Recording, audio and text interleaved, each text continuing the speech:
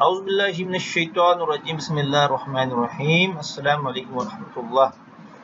ناظرین کرام، شیطان جو ہے یہ انسان کے کان میں پیشاب کرتا ہے۔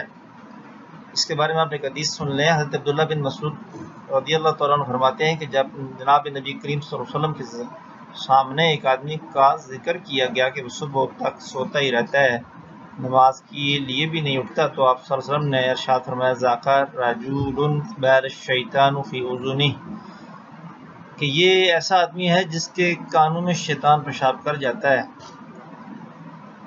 بہت سے اولیاء کرام نے یہ جو اہل نظر تھے انہوں نے یہ دیکھا ہے کہ جو لوگ سوئے رہتے ہیں شیطان ان کانوں میں پیشاب کرتا ہے اور پھر وہ نوسط چھائی رہتی ہے، اور پھر وہ لوگ اکثر جو ہے نا وہ رزق کا گلہ کرتے ہیں، بھی برکت نہیں ہے، رزق نہیں ہے، کاروبار نہیں ہے۔ تو انہیں غور کرنا چاہیے کہ جو لوگ صبح سوئے رہتے ہیں اور جن کے کان میں پیشاب جو ہے وہ شیطان کر جائے تو وہ کیسے پاکیزگی ہوگی، کیسے رزق آئے گا، کیسے برکتیں ہوں گی۔ تو ہمیں سب کو خیال کرنا چاہیے کہ صبح جلدی اٹھنے میں برکت اور خیر ہے۔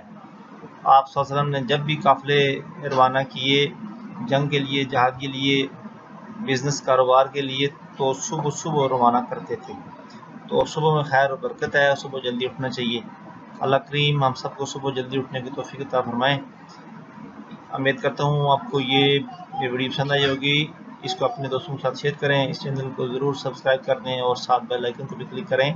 اسی کے ساتھ مجھے اجازت دیں، بہت بہت شکریہ، اللہ حافظ۔